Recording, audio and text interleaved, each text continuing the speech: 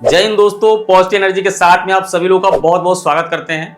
दोस्तों, हम सबके जीवन में बहुत सारे ड्रीम होते हैं, बहुत सारे अचीवमेंट होते हैं, बहुत सारी ऐसी चीज़ें होती हैं जो हम अपनी लाइफ में पाना चाहते हैं, लेकिन अभी तक आप लोगों को वो सारी चीज़ें नहीं मिली हैं। जैसे कि आपकी मनपसंद नौकरी हो गई, आपके सपनों का घर हो गया, या ऐसी कोई गाड़ी हो गई, या बहुत सारा पैसा कमाना चाहते हैं जिससे आपको आर्थिक स्वतंत्रता मिल जाए, या ऐसा कुछ भी जो आप अपनी लाइफ में चाहते हैं लेकिन अभी तक उस चीज़ को आप अचीव नहीं कर पाए हैं, वो चीज़ आपकी लाइफ में नहीं मिला है। जनरली ये होता है कि आप जिस चीज़ को पाना चाहते हैं उस चीज़ के पीछे भागते हैं और एक्सटर्नल वर्ल्ड में उस चीज़ को हम पकड़ने की कोशिश करते हैं कि आप मेरे पास आ जाओ, आप मेरे पास आ जाओ, और जिस चीज़ को आप पकड़ना चाहते हैं वो चीज़ आपसे और दूर जाती है और दूर जाती है। फिर आपके माइंड में डिप्रेशन और तनाव और निराशा हाथ लगती है कि यार इस चीज़ के लिए मैं इतना एफर्ट डाल रहा हूँ फिर भी ये चीज़ मेरे पास नहीं आ रही है। तो आज के इस डेडिकेटेड वीडियो में हम डिस्कस करने वाले हैं कि कुछ भी प्राप्त करने का एक साइंटिफिक मैकेनिज्म क्या है। 7 स्टेप आपको सिखाने वाले हैं। इन 7 स्टेप को फॉलो करेंगे तो जो चीज आप पाना चाहते हैं उस चीज को कैसे प्राप्त करेंगे, तो वो सारी टेक्निक यहाँ पे हम शेयर करने वाले हैं। तो दोस्तों, टॉपिक को शुरू से शुरू करते हैं और एक एक पॉइंट पे बहुत ही बारीकी से इन डेप्थ यहाँ पे समझाने वाले हैं। जो चीज मैं यहाँ पे आपको समझाने और सिखाने वाला हूँ इसके पीछे मैंने बहुत सारी स्टडी की है, बहुत सारी साइंटिफिक रिसर्च को मैंने पढ़ा है, उसकी स्टडी की है, कई सारी हमने बुक की स्टडी की है।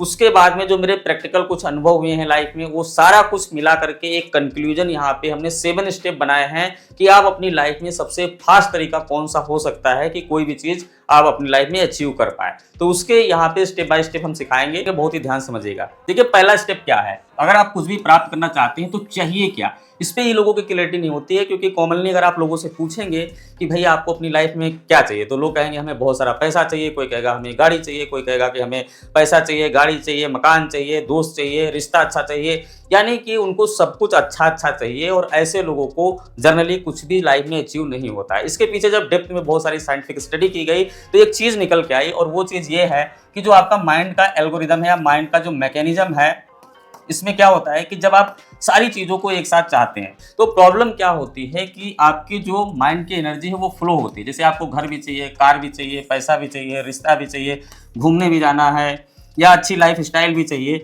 तो जो आपकी माइंड की एनर्जी है तो ये मल्टीपल डायरेक्शन में फ्लो होती है। दैट इज बिगेस्ट प्रॉब्लम, क्योंकि साइंटिफिक रिसर्च में ये प्रूव हो चुका है। और जितने भी आइकॉनिक लोग इस दुनिया में हुए हैं, अगर उनकी आप ऑटोबायोग्राफी पढ़ेंगे या उनके सिद्धांत को समझेंगे तो सभी लोगों ने एक चीज़ बोला है कि एक टाइम पे माइंड को एक ही कमांड देनी चाहिए, तभी वो सबसे अच्छा फास्ट तरीका है आपको कुछ भी अचीव करने के लिए। तो जब हम मल्टीपल कमांड अपने माइंड को दे देते हैं तो कहीं ना कहीं क्या होता है कि हमारे जो माइंड की एनर्जी है वो मल्टीपल डायरेक्शन में फ्लो होती रहती है, जिससे हमारी लाइफ में कोई चीज़ अचीव नहीं होती है और वही हमारे निराशा का कारण बनती है। तो पहला स्टेप यही है, पहला कदम आपका यही है कि आप क्या चाहते हैं उसमें स्पेसिफिक होना पड़ेगा। यानी कि आपको ये सोचना पड़ेगा कि आपको चाहिए क्या। अब आपको जो भी चाहिए तो उसमें सिर्फ आपको एक ही चूज करना पड़ेगा। जैसे अगर आप लॉ ऑफ अट्रैक्शन के बारे में यूट्यूब पे देखेंगे तो कहेंगे जो जो चीज़ चाहिए उसकी लिस्ट बना लो, ये बना लो, लेकिन फिर भी वही प्रॉब्लम होगी कि लॉ ऑफ नेचर काम तो करता है, लेकिन जब आप लिस्ट बनाएंगे कि हमें ये भी चाहिए, हमें ये भी चाहिए, हमें ये भी चाहिए, तो शुरुआती दौर में आपको कुछ अचीव नहीं होगा और लॉ ऑफ नेचर फिर वहाँ पे आपको मैनिफेस्ट करके नहीं देगा।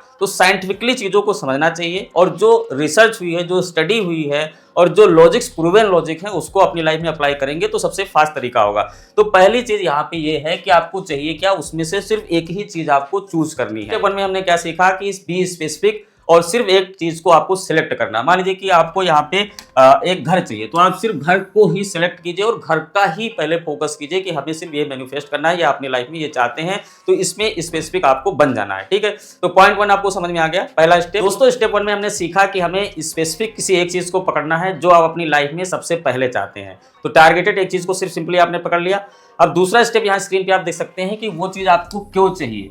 जब तक आपके पास कोई जेन्युइन या ऑथेंटिक कोई कारण नहीं होगा तब तक वो चीज़ आपकी लाइफ में नहीं आएगी। इसके पीछे बहुत सारी लॉट्स ऑफ स्टडी हो चुकी हैं, क्योंकि जो माइंड का एल्गोरिदम है, माइंड का जो मैकेनिज्म है, कुछ इस तरीके से काम करता है कि जब आप उसको कोई एक जेन्युइन कारण दे देते हैं तब माइंड वहाँ पे एक्टिव होता है और उसके न्यूरो पाथवे खुलते हैं, फिर जो अचीव करना है उसके रास्ते अपने आप खुलते हैं। कोई आपका कोई काम है और वो काम मान लीजिए कि आप संडे है, मान लीजिए आज, ठीक है, आज मान लीजिए संडे है और वो सैटरडे तक आपको डेडलाइन है आपके काम की, और उस काम को आप मान लीजिए सिर्फ 2 दिन में खत्म कर देते हैं, तो आप क्या करेंगे कि मंडे कुछ नहीं करेंगे, सोचेंगे अरे अभी तो संडे तक हमें पास टाइम है, फिर ट्यूसडे भी नहीं करेंगे, फिर वेडनेसडे भी नहीं करेंगे, जब थर्सडे आएगा तो थोड़ा एक्टिव होंगे, और फिर थर्सडे और फ्राइडे को बहुत ज़्यादा मेहनत करेंगे या सैटरडे को बहुत ज़्यादा मेहनत करेंगे। तो ये एक नेचुरल मैकेनिज्म है, माइंड चीज़ों को टालता है, क्योंकि माइंड जो है वो डोपामाइन ही हर वक्त चाहता है, तो इसलिए वो सोचता है कि हमें कोई हार्ड वर्क नहीं करना पड़े, हमें ये नहीं करना पड़े। लेकिन जब डेडलाइन आती है और उसके बाद ये लगता है कि यार अगर अब नहीं हुआ तो ये गड़बड़ हो जाएगा, फिर वहां पे माइंड एक्टिव होता है और आप वहां पे मेहनत करते हैं। इसको इस तरीके से समझिए, मान लीजिए जब आप अपने माइंड को जेन्युइन कारण दे देते हैं किसी चीज को प्राप्त करने के लिए, मान लीजिए आप ये चाहते हैं कि हमें भाई 1 करोड़ रुपया कमाना है, ठीक है। अब ये करोड़ रुपया क्यों कमाना है, अब ये क्यों पे आप फोकस करेंगे तो आपके माइंड में कोई जेन्युइन कारण होगा, मतलब एक ऑथेंटिक और जेन्युइन कारण जब माइंड को दे देते हो कि यार ये नहीं हुआ तो फिर सब कुछ गड़बड़ हो जाएगा, तो वहां पे क्या होता है, जेन्युइन कारण जैसे ही माइंड में जाता है तो माइंड में एक प्रतिक्रिया होती है। जब तक ये प्रतिक्रिया नहीं होगी, प्रतिक्रिया का मतलब हलचल होती है माइंड में, और स्पेसिफिक उसी चीज पे माइंड बार बार माइंड का ध्यान जाएगा कि हाँ ये करना है, ये करना है, ये करना है। तो जैसे ही माइंड में हलचल शुरू होती है और वह प्रक्रिया शुरू होती है तो आपके न्यूरो पाथवे खुलते हैं, और जब आपके माइंड के न्यूरो पाथवे खुलते हैं तो आपको कार्य जो करना है उसके आइडियाज आना अपने आप शुरू हो जाते हैं। अगर ऑथेंटिक कारण नहीं होगा, हलचल नहीं होगी माइंड में, तो जो कार्य आपको करना है उसके न्यूरो पाथवे नहीं खुलेंगे और उस कार्य को कैसे करना है ये भी नहीं पता चलेगा। यानी कि जो इंटेलिजेंस है, बुद्धि जो हमारी काम करती है, इसी मैकेनिज्म पे काम करती है कि जितना ज्यादा हम किसी चीज पे सोचते हैं, बार बार सोचते हैं, टारगेटेड सोचते हैं, तो वहां से हमें क्या होता है कि उसके सोल्यूशन ऑटोमेटिक मिलते हैं, और वो सोल्यूशन हमारे अंदर है, ना कि एक्सटर्नल वर्ल्ड में है। तो यहाँ पे ये समझना ये होगा कि जैसे हलचल होगी तो उस कार्य पे, यानी कि आपको एक रास्ता मिल जाएगा कार्य करने का, और जब वो रास्ते पे आप चलेंगे, उस काम को करेंगे, तो परिणाम आपको सबसे फास्ट तरीके से मिलेगा। और लोग क्या करते हैं कि जेन्युइन जब कारण नहीं होता वो सीधे परिणाम के बारे में सोचते हैं, तो उनके माइंड में ये प्रतिक्रिया ही नहीं होती है, तो उनके न्यूरो पाथवे ही नहीं खुलते हैं, तो वो रास्ता ही नहीं मिलता है। तो परिणाम के बारे में अगर आप खाली सोचते हैं कि हमें ये मिल जाए, हमें मिल जाए, उसके पीछे कोई ऑथेंटिक कारण नहीं है, तो वो चीज मैनिफेस्ट नहीं होती। तो स्टेप 2 में आपको यही समझना है कि जो भी आप चाहते हैं उसके पीछे एक जेन्युइन कारण बनाएं। अगर मान लीजिए अभी जेन्युइन कारण नहीं है, तो आप अगर सोचते हैं कि हमें 1 करोड़ रुपया कमाएं, तो उसके पीछे स्पेसिफिक लिखें कि 1 करोड़ रुपया कमाएंगे तो इसमें से हमें क्या करना है, और उस करने के बाद में हमें क्या सेटिस्फेक्शन मिलेगा, हमें क्या खुशी मिलेगी, लोग हमारे क्या अप्रिसिएशन मिलेगा। तो माइंड को जब इस तरह से हिडन कमांड आप देते हैं तो माइंड वहां पे एक्टिव होता है। तो माइंड इसी एल्गोरिदम पे काम करता है। फिर जब माइंड को कोई लालच होता है तो माइंड अपने आप हलचल करेगा, आपको रास्ता दिखाएगा, और उस रास्ते पे चलेंगे तो परिणाम सबसे फास्ट तरीके से मिल सकते हैं। तो ये दूसरे स्टेप में आपको ये समझना है कि जो भी आप गोल बना रहे हैं तो उसके पीछे जेन्युइन कारण को जरूर लिखिए, तभी आपका माइंड एक्टिव होगा। दोस्तों 2 स्टेप हमने समझ लिया, पहला क्या चाहिए, दूसरा क्यों चाहिए। अब तीसरा स्टेप है कब चाहिए, क्योंकि जब तक आपको ये नहीं पता चलेगा कि कब चाहिए तब तक चीजें भविष्य में रहेंगी। और इस चीज पे जब बहुत सारी रिसर्च हो चुकी है, बहुत सारे साइंटिफिक विश्लेषण किए जा चुके हैं, क्योंकि माइंड इस तरीके से काम करता है, जब माइंड को एक डेडलाइन पता चल जाती है तो उस डेडलाइन के हिसाब से माइंड पहले से ही एक्टिव हो जाता है, और जब तक माइंड को यही नहीं पता है कि हमें कब चाहिए तो उस पर वो काम नहीं करता है। तो ये रिसर्च में प्रूवन हो चुका है। तो आपको ये करना है स्टेप 3 में कि जो भी आप चाहते हैं उसको मैनिफेस्ट करने के लिए, उसको पाने के लिए आपको ये सोचना होगा, एक डेडलाइन देनी होगी। मान लीजिए कि यहाँ पे आप चाहते हैं कि हम 1 करोड़ रुपए कमाना चाहते हैं, ठीक है। अब कब कमाना चाहते हैं अगर ये नहीं पता हुआ तो माइंड आपका कभी इस पे काम करना शुरू ही नहीं करेगा, क्योंकि माइंड को ये पता ही नहीं कि कब करना है। तो इसलिए आपको एक डेडलाइन डालनी पड़ेगी। तो जैसे मान लीजिए आपने डाला कि हम 1 साल के अंदर 1 CR चाहते हैं, ठीक है। अब जैसे आपने डेडलाइन डाल दी तो माइंड आज ही से फिर एक्टिव हो जाएगा कि हाँ यार 1 साल के अंदर ये करना है, तो क्या क्या किया जा सकता है, क्या क्या अपॉर्चुनिटी है, क्या हम करके कमा सकते हैं। तो उस पर माइंड अपना काम करने लगेगा, और जितना ही ज्यादा आपके माइंड में हलचल होगी आपके न्यूरो पाथवे खुलेंगे और ऑटोमेटिक आपको रास्ता मिलेगा। यहाँ पे एक चीज मैं व्यूअर को कहना चाहता हूँ कि लोग एक्सटर्नल वर्ल्ड में सोल्यूशन ढूंढते हैं, दोस्तों से पूछते हैं, उनसे पूछते हैं, ये सब करते हैं, लेकिन हकीकत यही, जहाँ तक मैंने एक्सपीरियंस किया है, कि जब आप स्पेसिफिक कोई चीज को चाहते हैं और उस पर बार बार सोचते हैं तो आपकी इंटेलिजेंस जो है, आपकी बुद्धि है, ऑटोमेटिक खुल जाती है और अपने आप वो विचार आएंगे। फिर आपको अपने आप ही वो तरीका पता चल जाएगा कि हम किस तरीके से यहाँ पे उस चीज को मैनिफेस्ट कर सकते हैं। तो यहाँ पे आपको जो ध्यान रखना है वो ध्यान रखना है कि आप अपनी कैपेबिलिटी से जो भी आप कमा रहे हैं उससे बहुत बड़ा ऐसा सपना मत पाल लेना कि मान लीजिए हम 1 करोड़ चाहते हैं, और 1 करोड़ जो चाहते हैं तो 1 महीने में ही चाहते हैं, और आप अभी 5,000 रुपया भी महीना नहीं कमा रहे हैं। तो अगर इस तरीके से आपने सोच लिया तो वो अगर अचीव नहीं होगा तो आपके अंदर निराशा आएगी। तो इसलिए सबसे पहले आपको ये ध्यान रखना है कि जैसे मान लीजिए फॉर एग्जाम्पल आप मान लीजिए अभी यहाँ पे 10,000 रुपये महीने कमा रहे हैं, ठीक है। तो आप ये यहाँ पे कर सकते हैं 10x इसको कर सकते हैं कि आने वाले 1 साल के अंदर हम 1 लाख रुपए महीना कमाने लगे, ठीक है। तो ये बिल्कुल जेन्युइन है, संभव है। 10x तो मैं मतलब आराम से हो जाएगा। लेकिन यहीं पे अभी आप 10,000 रुपये महीने कमा रहे हैं और 1 साल में आप सोचिए कि हम यहाँ पे 10 करोड़ रुपया महीना कमाने लगे, तो ये असंभव नहीं है। मैं ये नहीं कह रहा हूँ कि ये इम्पॉसिबल है, लेकिन ये इतना जल्दी मैनिफेस्ट होने में दिक्कतें होंगी, तो आपके अंदर अगर फिर निराशा आ जाएगी तो फिर आगे भविष्य आपका खराब हो जाएगा। इसलिए आपको शुरू में ये सोचना है कि हम एक लिमिट में ही सोचें, 10x में आप रख सकते हैं, ये सिंपली अचीव हो जाएगा। ठीक है, तो ये बात आपको ध्यान रखना है। एक डेडलाइन डाल देनी है। अगर आपको घर चाहिए तो उसकी लास्ट डेट डाल दो कि हमें 2026 तक ये मकान का डिटेल में डिस्क्राइब करेंगे, तो माइंड उसी चीज को पकड़ेगा और आपके न्यूरो पाथवे खोल करके आपको सोल्यूशन देगा। तो उस पर हलचल होगी, फिर आपके ब्रेन के न्यूरो पाथवे खुल जाएंगे और ऑटोमेटिक आपके अंदर विचार आने लगे कि यार ये पॉसिबिलिटी, इसको कर लेते हैं, ये कर लेते हैं, यहाँ पे ट्राई करते हैं। तो आपको बुद्धि खुद ही बताइए, अंदर से ही सारी चीजें निकलती हैं। तो दोस्तों, अभी तक आपको इजिली 3 स्टेप अच्छे समझ में आ गए होंगे, क्या चाहिए, क्यों चाहिए और कब चाहिए। अब मेन काम होता है इसके बाद, जो अब यहाँ पे मैं समझाने वाला हूँ। शुरू के टॉपिक में जब इंट्रोडक्शन में मैंने बोला था कि जब हम किसी चीज के पीछे भागते हैं तो वो चीज हमसे और दूर भागती है, फिर उस चीज के पीछे और हम भागते हैं तो वो चीज और हमसे दूर भागती है, फिर हमें निराशा हाथ लगती है। तो उसके पीछे जो मेन मैकेनिज्म क्या है वो समझिए, और अगर इस प्रॉब्लम को आप न्यूट्रलाइज नहीं करेंगे तो आपको कोई भी चीज अचीव करने में बहुत ही दिक्कत होगी। तो स्क्रीन पे देखिए मैं क्या समझाना चाह रहा हूँ। जो भी आप प्राप्त करना चाहते हैं वह इच्छा सोचिए। अब देखिए, जैसे आपका कोई अचीव है, जैसे शुरू के स्टेप में मैंने बोला कि आप एक चीज को सोच लीजिए, लेकिन वो सोच आई कहाँ से, ये बहुत ज्यादा इंपॉर्टेंट रखता है। आपको सफलता मिलेगी कि नहीं मिलेगी, और इसमें देखिए इच्छाएं 2 तरह से उठती हैं। तो यहाँ पे आप देख सकते हैं, पहला पॉइंट ये है कि प्रेरित इच्छाएं होती हैं।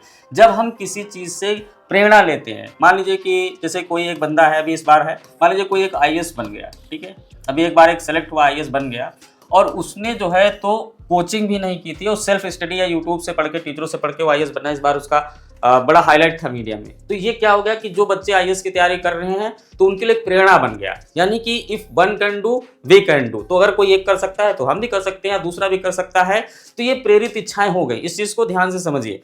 अब यहाँ पे मान लीजिए कि जैसे कि कोई साइंटिस्ट बनना चाहता है, तो जो डॉक्टर अब्दुल कलाम जी हैं, उनको वो अपना प्रेरणा बना सकता है कि यार एक बंदा ऐसी विषम परिस्थितियों में, जब अपना देश इतनी मुसीबत में था या इतनी सुविधाएं नहीं थी या इतना वो नहीं था, आपने देखा होगा कि वो साइकिल से रॉकेट लेके जा रहे थे, लॉन्च पैड बना रहे थे, मतलब कितना लॉट्स ऑफ स्ट्रगल किया। तो जब हम किसी आइकॉनिक पर्सनालिटी को, किसी की अचीवमेंट को या किसी की सफलता के हिसाब से हम उस फील्ड में अपने को जोड़ करके, प्रेरणा लेकर के जब कोई काम करते हैं या कोई चीज़ पाना चाहते हैं, तो उसको कहते हैं प्रेरित इच्छाएं।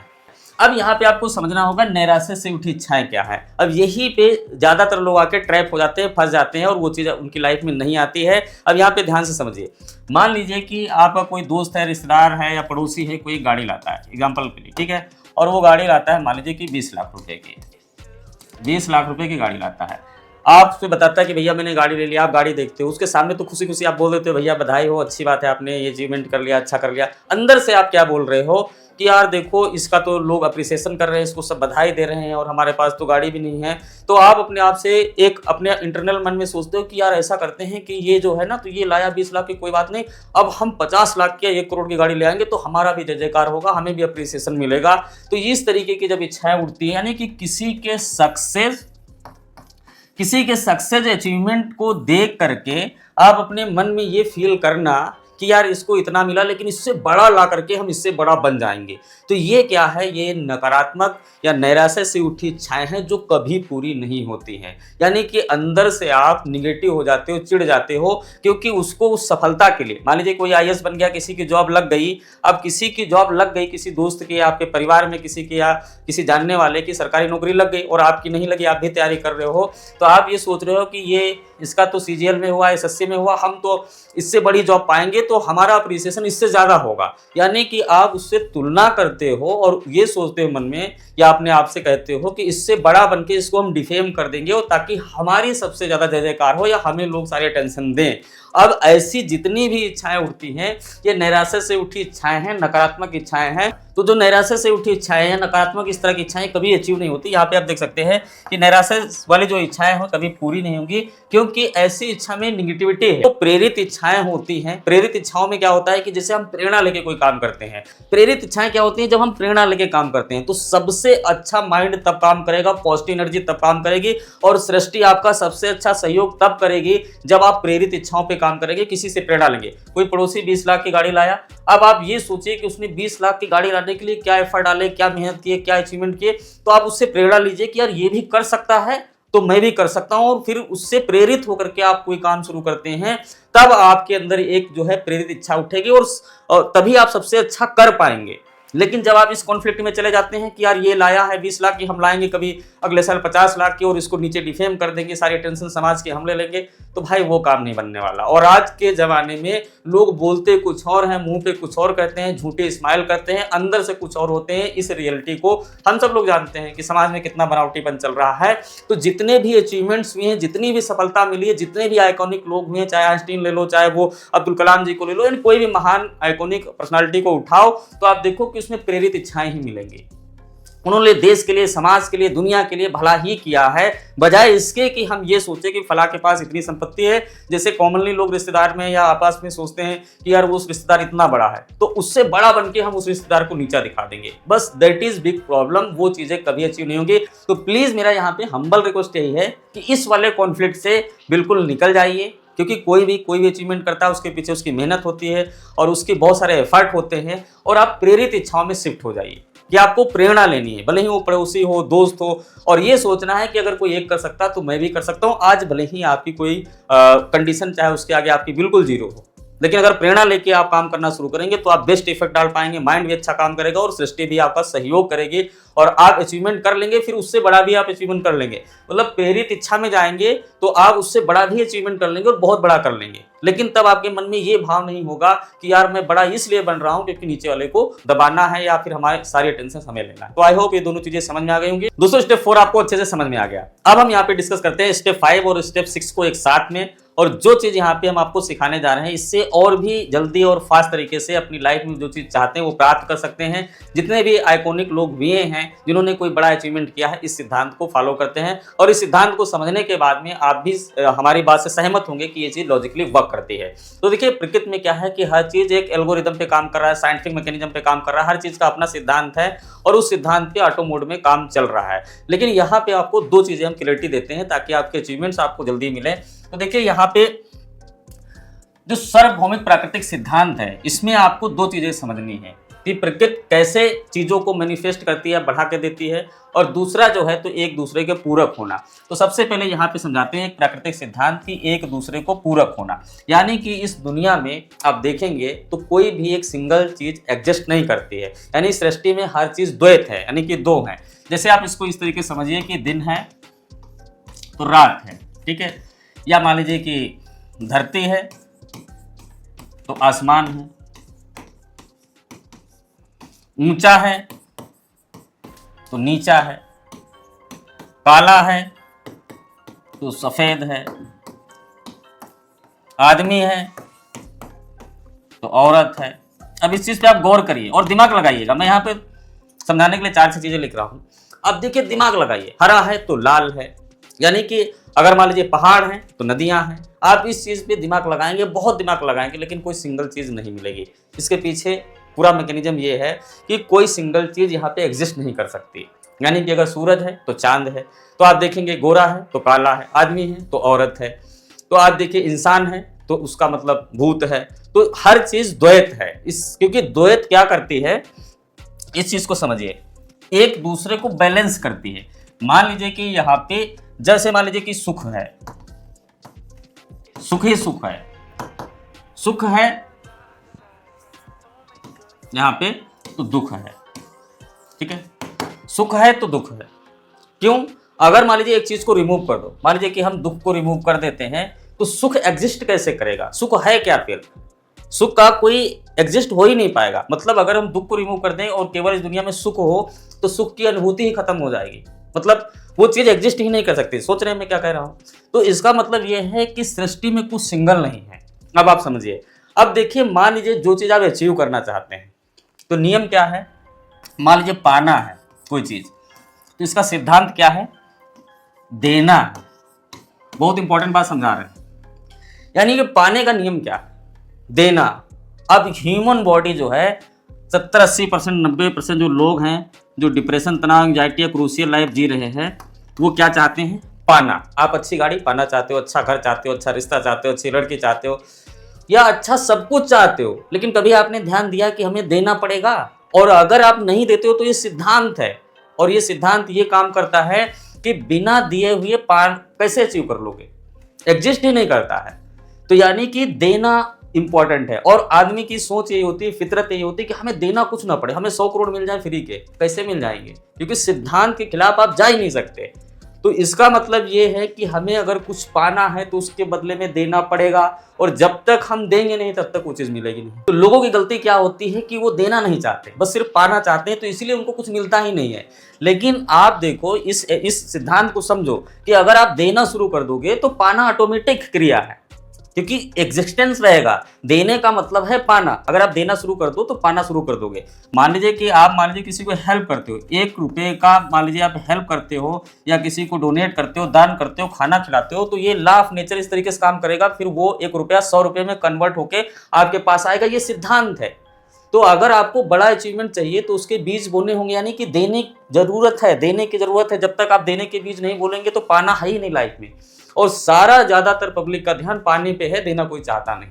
और इसीलिए जितने लोग अगर अच्छे मुकाम पे पहुंचे हैं उन्होंने दिया है। अब क्या दिया है वो अभी हम समझाएंगे, लेकिन जो चाहते हैं उसमें देना पड़ेगा। लेकिन सबसे अच्छी बात क्या है, दूसरा सिद्धांत समझिए कि प्रकृति अधिक करके देती है, यानी कि बढ़ा के देती है। नेचर का जो एल्गोरिदम है, और सबसे अच्छी हम लोगों की बात यह है कि अगर मान लीजिए कि हम 10 लाख पाना चाहते हैं तो क्या हमें 10 लाख देना पड़ेगा? नहीं नहीं नहीं नहीं। यही तो सबसे अच्छी अचीवमेंट है सृष्टि की, कि हमें सिर्फ बीज डालने हैं देने के, फिर वो उतना बढ़ा के देगी, 1000 गुना या 10,000 गुना बढ़ा के हमें सृष्टि दे देती है। जैसे इससे समझो कि सृष्टि अधिक करके देती है, इसका सृष्टि का एल्गोरिदम है। मान लीजिए किसान जो है तो 1 किलो बीज बोता है, ठीक है, तो खेत जो है तो उसको 100 किलो करके दे देता है। लेकिन इसके बीच में एक प्रक्रिया होती है, उसको पालन पोषण करना होता है। वो क्या सिद्धांत है अभी हम इस पे डिस्कस करेंगे, लेकिन ये बहुत ही डेप्थ की चीज समझिए। यानी कि एक मान लीजिए कि आम की पेड़ का जो गुठली होती है इतनी बड़ी होती है, ठीक है, और उसके बाद आम का पेड़ कितना बड़ा हो जाता है, ठीक है। एक पीपल के पेड़ की जो आप देखेंगे बीज इतना बड़ा होता है, और पीपल का पेड़ कितना बड़ा हो जाता है। और इसके पीछे आप सोचेंगे कि ये जो पालन पोषण होता है तो वो क्या होता है, वो भी हम समझाएंगे, कंफ्यूज मत होइए। तो यानी कि सृष्टि का काम ये है कि बढ़ा कर देना। तो अगर आप ये सोचिए कि हमें अगर 1000 रुपया चाहिए तो हमें 1000 नहीं देना है, हमें 1 रुपया दे करके भी हम 1000 अचीव कर सकते हैं। लेकिन अगर हम 1 रुपया ही ना दें और फिर हम सोचे कि 1000 रुपया हमारे पास आ जाए, तो फिर वो नहीं आएगा। अब यहाँ पे देखिए एक चीज, कंफ्यूज मत होइएगा। जैसे मैं बोल रहा हूँ कि 1 रुपया देने का मतलब है कि 1000 रुपया आएगा, तो इसका मतलब है देने के कई प्रकार हैं। आप सेवा भाव में दे सकते हो, आप मेहनत कर सकते हो, आप किसी की हेल्प कर सकते हो, किसी की फाइनेंशियल हेल्प कर सकते हो। यानी कि देना पड़ेगा किसी ना किसी रूप में, फिर वो कन्वर्ट होगा पाने के नियम में। तो यहाँ पे 2 चीजें आपको क्लियरिटी होनी चाहिए कि भाई देना तो पड़ेगा। अगर आप 1 करोड़ रुपया कमाना चाहते हो तो आप जब अपने ब्रेन से कहोगे कि मुझे 1 करोड़ कमाना है फला डेट तक, जैसे मैंने इस वीडियो में समझाया, तो आपका ब्रेन जो है न्यूरो पाथवे खोलेगा और आपको सजेशन देगा कि भैया ये काम करो।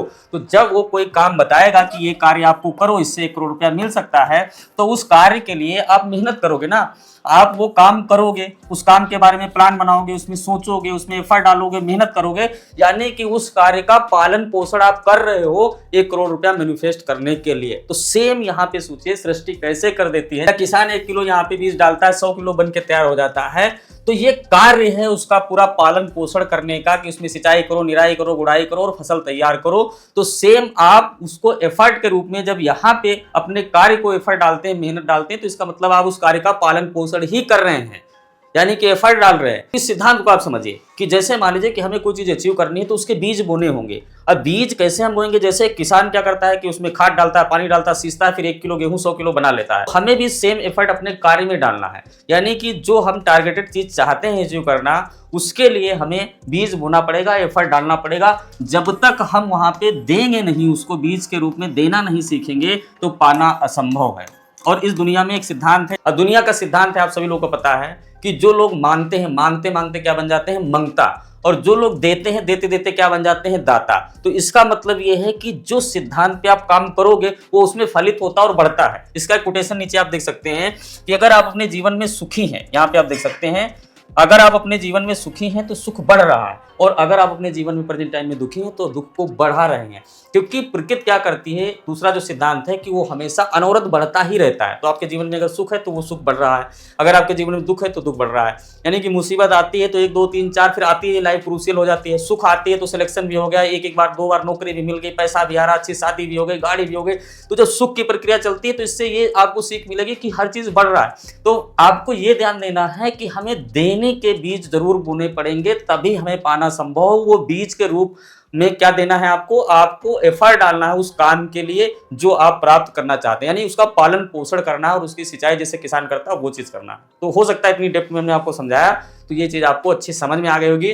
तो ये दोनों सिद्धांत आपको हमेशा आपकी लाइफ में काम आएंगे, इस चीज को आप ध्यान दीजिए। अब हम यहाँ पे लास्ट स्टेप डिस्कस करते हैं, विजुअलाइजेशन। विजुअलाइजेशन एक पावरफुल टेक्निक है और इस पे लॉट्स ऑफ रिसर्च हो चुकी है। क्वांटम फिजिक्स भी ये चीज प्रूव कर चुका है कि अगर कोई भी चीज हमारे लाइफ में आती है तो सबसे पहले वो चीज माइंड में आती है, बिना माइंड में आए वो चीज हमारी लाइफ में नहीं आ सकती है। तो इसलिए विजुअलाइजेशन टेक्निक का सबसे ज्यादा रोल है। अब माइंड का एल्गोरिदम कैसे काम करता है कि जो हमारा माइंड है ये सही गलत में भेद नहीं कर सकता। सही गलत का मतलब ये है कि जो माइंड है वो वर्क करता है, लॉजिकल माइंड वर्क करता है जो उसके पास पहले से इंस्टॉल्ड की गई मेमोरी है और प्रेजेंट टाइम की कंडीशनल वैल्यू है। जैसे एक एग्जांपल समझिए, मान लीजिए कि आप अंधेरे में जा रहे हैं, कंडीशनल वैल्यू है कि वहां पे अंधेरा है, डार्कनेस है और एक रस्सी पड़ी हुई है, ठीक है, रस्सी पड़ी हुई है। तो आपका माइंड ये डिटेक्ट कर लेगा कि ये सांप यहाँ पे हो सकता है, सांप हो सकता है और आप अलर्ट हो जाएंगे और आपकी पूरी जो बॉडी की फीलिंग है वो अलर्ट हो जाएगी और आप वहां पे कॉन्शियस हो जाएंगे, अरे लेकिन एक्चुअल में तो सांप नहीं है। अगर लाइट जलाते हैं तो कहते हैं अरे वाह तो रस्सी है, फिर आप न्यूट्रल हो जाते हैं। इससे ये प्रूफ होता है कि जो हमारा माइंड है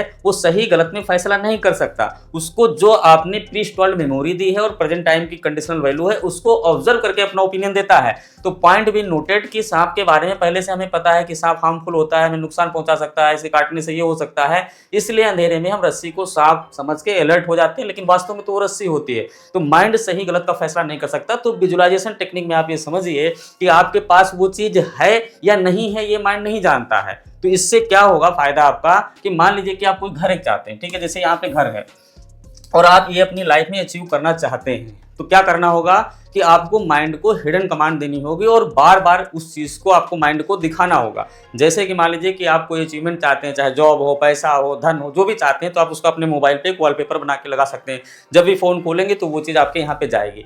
या ऐसा एनवायरमेंटल स्ट्रक्चर बनाइए जिस रूम में आप रहते हैं, जहाँ पे बैठते हैं, और जो चीज आप पाना चाहते हैं तो वो अपने सामने, मतलब उसके आप बार बार वो चीज आपके माइंड में हिट होनी चाहिए। अब इसका देखिए काम क्या है, जब कोई चीज बार बार ये कॉन्शियस माइंड में हिट होती है कि हमें चाहिए हमें चाहिए हमें चाहिए, तो क्या होता है कि धीरे धीरे वो डेप्थ में, यानी कि माइंड के इंटरनल सॉफ्टवेयर यानी सब कॉन्शियस माइंड में वो चीज बैठ जाती है। और सब कॉन्शियस माइंड जो है वो ब्रह्मांड से जुड़ा है, तो जो वहां से एक अनलिमिटेड पावर जनरेट होती है, तो वो चीज सबसे पहले आपके लाइफ में बहुत ही फास्ट तरीके से अचीव होगी। दूसरा पॉइंट यही है कि हमें ये माइंड को नहीं पता है कि ये घर आपके पास है कि नहीं है। तो यहाँ पे एक टेक्निक का हम इस्तेमाल ये कर सकते हैं कि ये अचीवमेंट हम मान लें कि हमारे पास ये पहले से ही है, अगर वो फीलिंग्स हम रिलीज कर पाए। जैसे आप कोई चीज चाहते हैं, 1 करोड़ रुपया चाहते हैं और आप ये मान लीजिए कि आपके अकाउंट में इस समय 1 करोड़ रुपया है, वास्तव में तो नहीं है, लेकिन इस चीज को अगर आप बिलीव कर पाए या बार बार इस चीज पे फोकस करें कि हाँ है हाँ है हाँ है, तो कुछ दिन में क्या होगा, वो चीज डेप्थ में चली जाएगी और आपका सबकॉन्शियस मान लेगा कि